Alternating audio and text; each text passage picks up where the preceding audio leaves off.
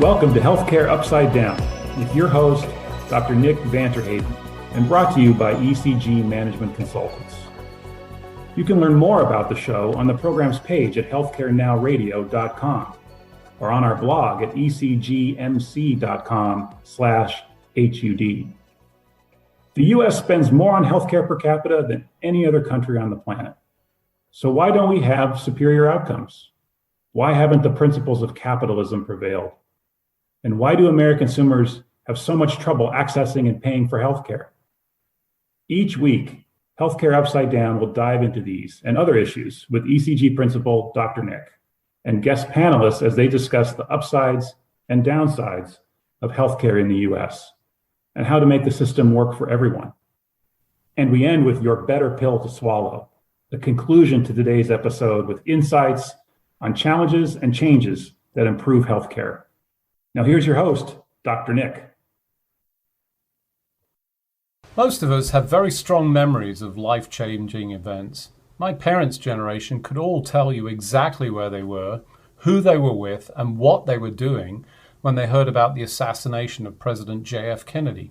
For me, I can always remember where I was and what I was doing when the first news broke of the planes hitting the Twin Towers in New York. But life-altering events come in smaller, more personal sizes, none more so than the diagnosis of cancer. Not only the diagnosis of cancer in yourself, but of family, close relatives, and indeed friends.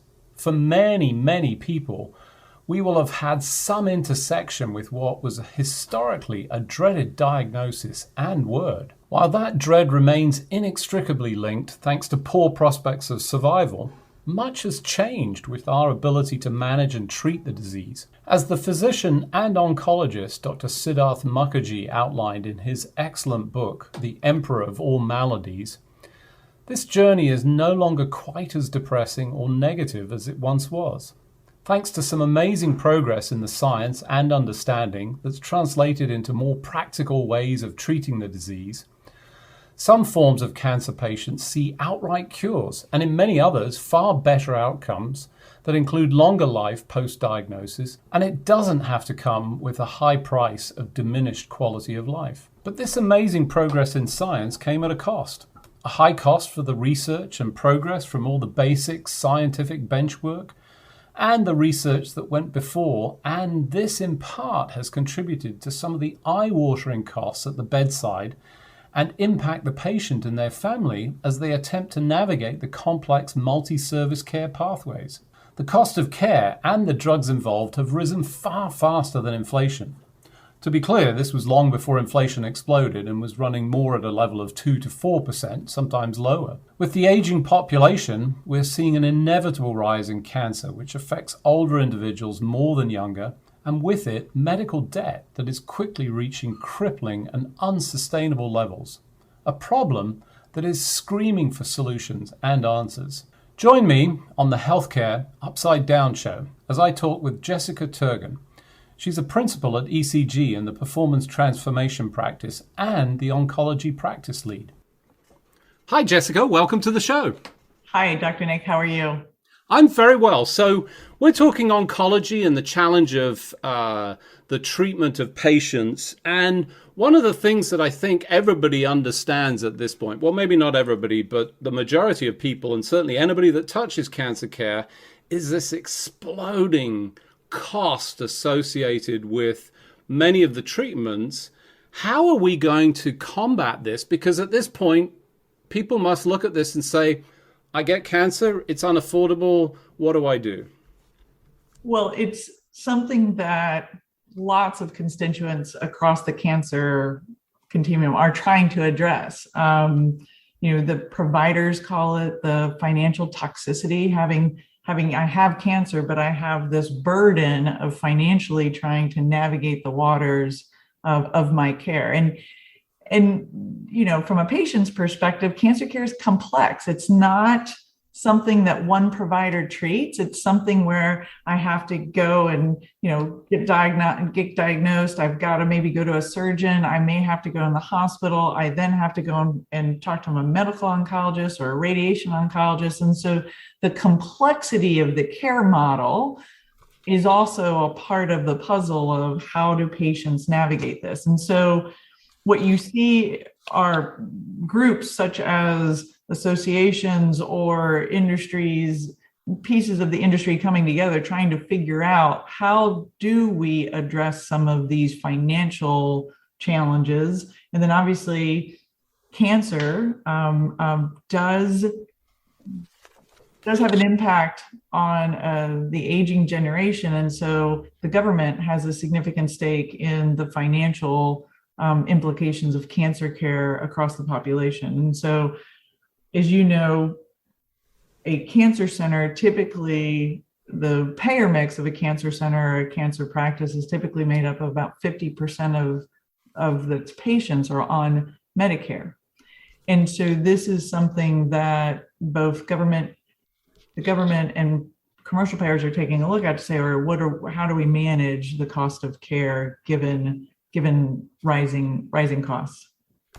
So I want to highlight a couple of points, and we focus on the negative in many instances, but I think it's worth focusing just for a second on the positive, and you brought that out in your commentary, which is it's no longer one person. And for a long period in time, when we came to cancer care, you went and saw somebody and you ended up down a stream that was driven in part by this sort of narrow silos. And we've moved to a much more integrated approach that includes all of the elements of potential treatments, diagnosis, and that's made it more complex for patients who are now struggling with this, but also added to the cost. As you think back through that history, what were the major changes that sort of allowed us to get to that point? Well, let's keep on that positive track first. Really, the standard of care evolving to a multidisciplinary approach is the best thing for a patient. Being able to have great collaborations, really impacted by the advent of electronic medical records, digital health, being able to share information quickly between providers, obviously had an impact on improving communication between providers and really keeping the patient informed of all of the different decisions or options available to them. So that's the very positive of it, and that the teams are collaborating, many across many long distances, many in light of reaching patients outside of just the area that the patient lives in to provide the best cancer care possible. So all very positive. While as we've seen it, the specificity, the technology, the scientific achievements in cancer care, while they have been vast and great, have also driven a rise in very specific therapies, very specific interventions based on the type of genes and genomic makeup that one has to fight his or her cancer. And so when you start talking about the specificity of interventions, obviously the research and the investments that go into that specificity are raising the cost of care across the board, whether it's a surgical invention with a robot, whether it is a new cancer treatment, new drugs, new that are able to really improve outcomes, or it's the newest technology available in radiation oncology. All that requires investment. And so we're looking at rising costs across the continuum related to the overall care of cancer patients. Now, tied to, again, the positives, cancer patients are in many cases, now we've seen a little bit of a hiccup with COVID, but many cases are getting diagnosed earlier. They're getting, screening for cancer care has risen, although we've seen some challenges through the pandemic. But as folks are getting diagnosed, the nice thing is, people are realizing that cancer care can be much more of a chronic disease. I'm living longer with cancer. That means I need more interventions. I have higher costs related to my healthcare costs than maybe we would have had 20 years ago.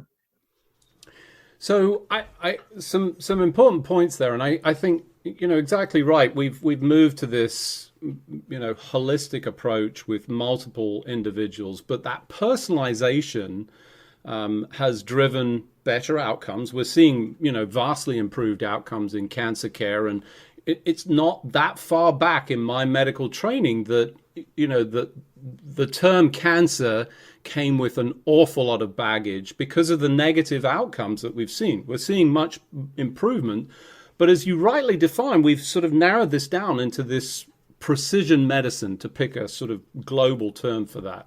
And that comes with huge costs, potentially, down to a very narrow set of patients who derive benefit from all of this research. How do we approach this? What are the potential tools that can allow this to become no longer the acute broad brush approach, hey, you've got X, we're going to treat you with this block of treatments that we know, to the more narrow, better outcomes, and as you rightly describe, chronic condition that we manage on an ongoing basis? Well, the first challenge is that the cost of cancer care, particularly related to some of the drugs that we've seen, have risen. The cost of those drugs have risen faster than inflation, even adjusted over the last several years. And so one of the things, and it was just recently addressed in the Inflation Reduction Act signed by President Biden, is to take a look at and allow Medicare, as the largest payer, government payer, to evaluate and negotiate prices for certain high-cost drugs. Now, that's across the entire spectrum of care: cardiology, rheumatology, diabetes, and cancer.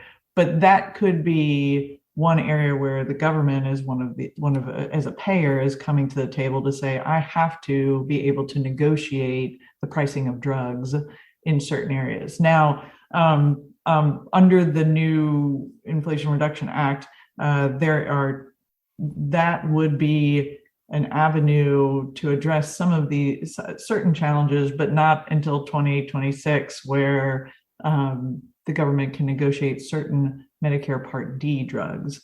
And so there is a opportunity for the government to take a look at some of the rising cost of care overall, and look at ways to intervene on behalf of beneficiaries, to take a look at some of these drugs and negotiate pricing. The other thing the government has done in the Inflation Reduction Act is really tried to eliminate. First, they're going to eliminate the 5% co-insurance for Part D catastrophic coverage, and then the next year going to cap the out-of-pocket expenses related to Part D for certain drugs. And so that the cap in particular may limit exposure by Medicare beneficiaries to these changing economics, the higher price, the rising cost of drugs in particular related to their care, particularly certain cancer care drugs that are through the Part D benefit. So absolutely great news. I think anybody in this space would applaud that action, but I've got to push back and say, okay, great, we hit Medicare, and as you outlined, 50%, so the majority payer, but that leaves another 50% of people hanging in the wind with these prices. Is there any potential that impact in those drugs, albeit limited, and there's at the moment narrow band, we obviously want to see that, or at least I do want to see that expanded, to expand that and influence the other group? Do you think we're going to see some impact in the other groups that are not covered by the regulation, but people are going to reference it, I would think? Yes, we're seeing various commercial payers across the country try to enact policy change or contracting changes that would try to manage this rising cost of drugs, in particular drugs, but also looking at the care overall. And so obviously there are a lot of different ways that various payers across the country are addressing that, trying to seek value in cancer care, trying to understand what are the total economics of a episode of care. How do I think about outcomes and quality related to the overall cost of care? Because let's face it, when one gets a cancer diagnosis, it is awfully personal, and it is something, as you noted in your remarks earlier, something that your family, your community sort of band around you, say, how can we conquer cancer care? And so there is a sense of, yes, we have this financial burden that we're placing on patients, families, the community, payers, et cetera, employers as well. I think what we're going to see is a continued push across this environment to say, how do we look at value and look at the expense side of cancer care in what are reasonable ways to try to align initiatives. Now, because it's a very personal disease, and you're right, my genetic makeup may allow me for certain types of solutions, and others may not be what I can reasonably achieve with my genetic makeup. It becomes a very personal discussion around, well, what's open to me, what's available to me, depending on my financial situation. So I think, all in all, essentially good news. But there's another fly in the ointment here that you highlighted earlier on, which is the pandemic impact and the lack of screening, which intuitively I have to think will induce a bubble of increased cases, potentially discovered later in the stage, which is always more expensive, worse for outcomes. So that feels to me like a huge amount of pressure to say, that's great, but this is not enough. What do we need to do? This is a real life crisis right now. We are seeing it play out in the data. We're also seeing it play out in, if you talk to an oncologist on the front line that's, dedicated his or her life to taking care of patients with this horrible disease, they're feeling the pressure of accepting new patients, making sure there's access, reaching out, maintaining connections to those patients out there. I think the burden is being placed on hospitals and health systems across the country. There is that bolus of screening that's coming back on, but it is we're seeing it in the data. We're seeing it in what it presents. People are diagnosed at a later stage, and so that is placing a burden across the healthcare providers that are already burdened with a high demand for their services. As you know, we have an oncologist shortage in the U.S. We have seen the workforce shortages from nurses, support in the clinic, support across for navigators, social workers, et cetera. Folks have left the workforce over the course of the pandemic. And so there's a significant amount of pressure on these practices or cancer centers that are trying to care for these patients. And so it's what we're seeing is, okay, how can technology assist in connecting people and connecting them to their providers? How can we use technology to screen, diagnose quickly, efficiently, not requiring additional scans, additional processing, more diagnostic tests within the continuum of care? How can we improve the diagnostic capabilities of the cancer program so that patients are provided their specific plan efficiently, and then they can start their treatment and then move forward. And so I think there is a host of challenges operationally in sort of managing through the pandemic implications and then getting to a state where we have a much more integrated, digital, connected platform that does allow for that sharing and connectivity with patients. So as I pick up on that, it sounds to me like, big crisis. And anytime I hear that, I say, never let a good crisis go to waste. We have a perhaps once in a lifetime, I don't believe that, but for the time being, let's call it that, once in a lifetime opportunity to really change the model. What are the opportunities for rethinking the way that we talk about cancer care, cancer payments, do you think? Well, one of the ways is that under the CMMI group with at CMS, they have recently come out with the enhanced oncology model that they are going to run over the next several years, which is going to be an alternative payment model or a value-based payment model for oncology.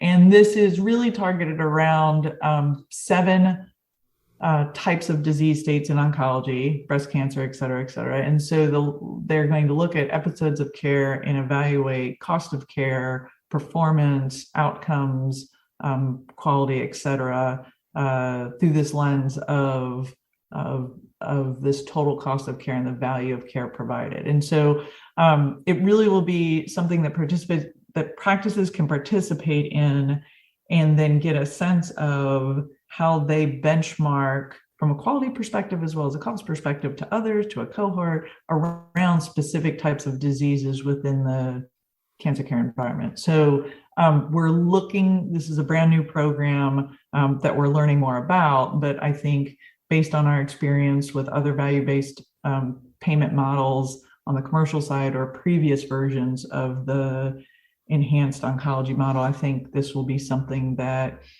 we'll watch closely and work with our cancer center teams to really understand what the impact could be. And there could be a very positive impact on that, on the use of resources, managing cancer care in an efficient way, and really improving access so we get the patient the right type of treatment at the right time with the right provider, and maybe to be able to take a little bit of waste out of the system. And I would add, at the right price as we think about new payment models. Huge opportunity, but as I listen to this from a oncology provider, cancer centers and others that are sort of looking at this space, it strikes me that this is something they need to get ahead of and adopt as early as possible in a concept that would essentially drive them to be ahead of the curve, right? It is. I think all of us across are trying to balance coming out of the pandemic and the urgency and the crisis nature, particularly with cancer patients that were immunocompromised and dealing with navigating the pandemic, and then again managing the workforce and the shortages of care providers across the country with all this emerging technology, with all of this emerging treatment opportunities, and saying, well, how do we create these systems of care in the best way possible so that we can reach patients and really be able to, again, as you said, address the financial toxicity within the system and be able to maintain and improve upon quality and outcomes.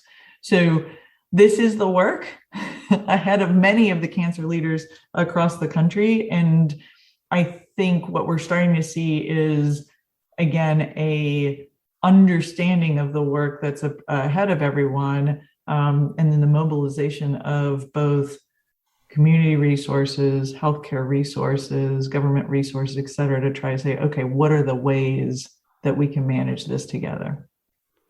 Jessica, thanks very much for joining me on the show. Thanks, Dr. Nick. It's a pleasure.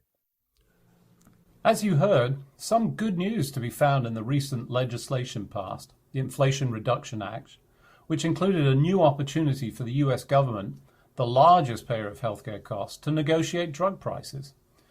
The selection of drugs is limited and, thanks to intensive lobbying by special interest, is only for Medicare. For those of you who remember the iconic Joe Strummer and The Clash, as he put it, this is not enough. Meanwhile, cancer treatment centres are struggling with staffing and resources, and we can fully expect to see an increase in cancer cases, many of which will be later stage thanks to pandemic pause on screening activities. Your better pill to swallow is to focus on the new enhanced payment oncology models that address full episodes of care. While this is future thinking, as we've seen in prior instances of value-based care initiatives, it is those who are ahead of the curve, who work to understand and engage with the new thinking and adapt quickly, that will not just survive, but thrive in the future healthcare state. Thanks for joining me, your host, Dr. Nick, on this week's edition of Healthcare Upside Down. Until next week, keep solving the business of healthcare, as if your life depended on it, as one day soon, it will. That's all the time we have for today. You can find all of our episodes on your favorite listening platform by searching for Healthcare Now Radio. Also, check out our blog at ecgmc.com/HUD for summaries and commentary from each episode. Follow our show's social hashtag, HC Upside Down. And join us each week as we work to solve the business of healthcare for everyone.